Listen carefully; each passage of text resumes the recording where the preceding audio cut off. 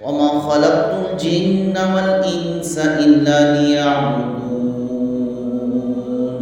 محترم بزرگوں اور دوستوں اور نوجوانوں، اللہ رب العزت نے قرآن کریم کی اس آیت کے اندر فرمایا ہے کہ میں نے انسانوں اور جنات کو خالص اپنی عبادت کے لیے پیدا کیا ہے، اور مجھے اور آپ کو اس دنیا کے اندر بھیجنے کے مقصد کو بیان کیا ہے۔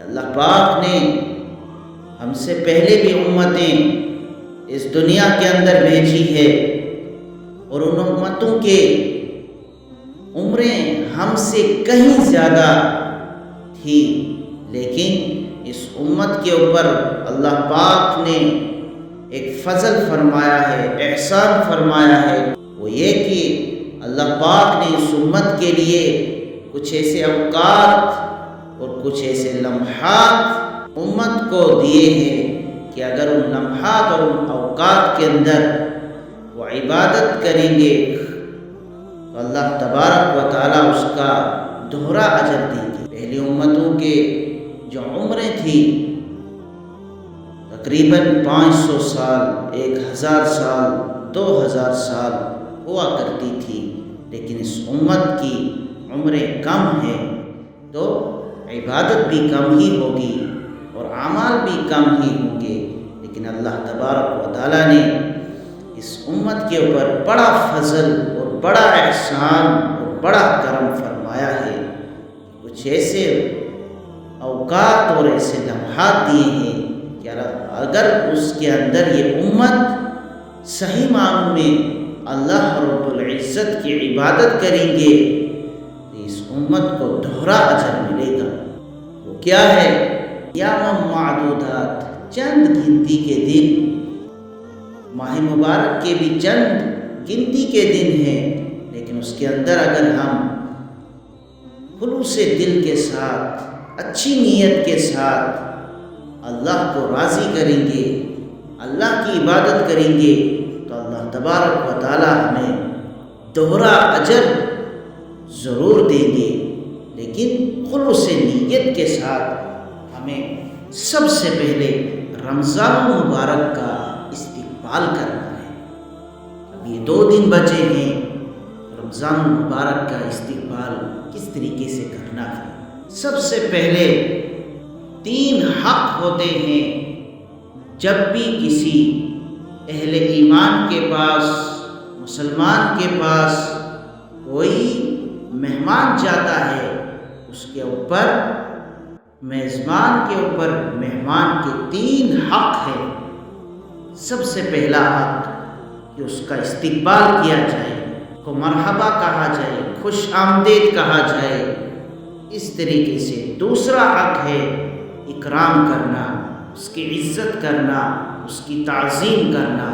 تیسرا حق ہے کہ جب مہمان جانے لگے تو اس کو اچھے سے رخصت کرنا، اس کو اچھے سے الوداع کہنا۔ یہ ہے میزبان کے اوپر 3 حق مہمان کے۔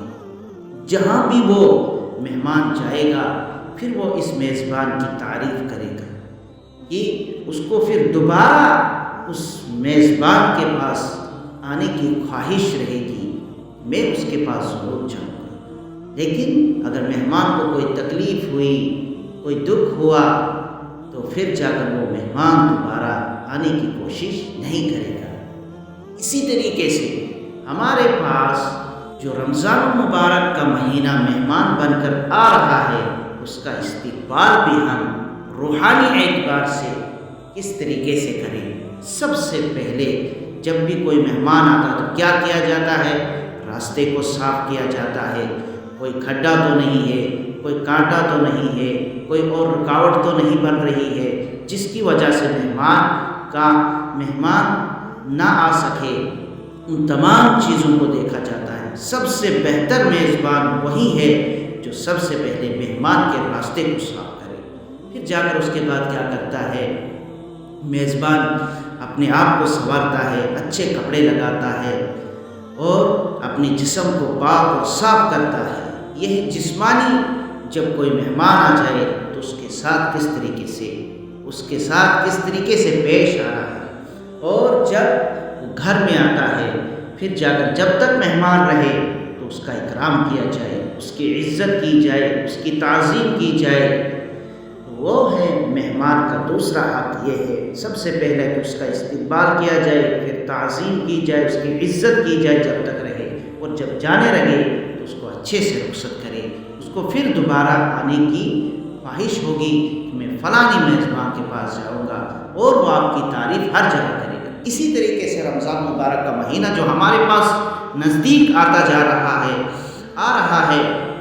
اور اس میں ہمیں کیا کرنا ہے؟ سب سے پہلے اس کا استقبال کرنا ہے، کیونکہ یہ روحانی اعتبار سے آ رہے ہیں۔ رمضان مبارک کا مہینہ روحانی ہے، سب سے پہلے ہمیں اپنی روح کو پاک کرنا ہے کہ رمضان المبارک کا مہینے کا چاند جیسے نظر آئے، اپنی عبادات کو بڑھائے، اور کثرت تلاوت کی جائے، کثرت استغفار کیا جائے۔ تبارک و تعالی ہم سب کو رمضان المبارک کے مہینے میں اچھے سے اس کا استقبال بھی کرنے کی توفیق عطا فرمائے، اور اس کا اکرام کرنے کی توفیق عطا فرمائے، اور اس کو اچھے سے رخصت الوداع کرنے کی بھی توفیق عطا فرمائے۔ وما علینا الا البلاغ۔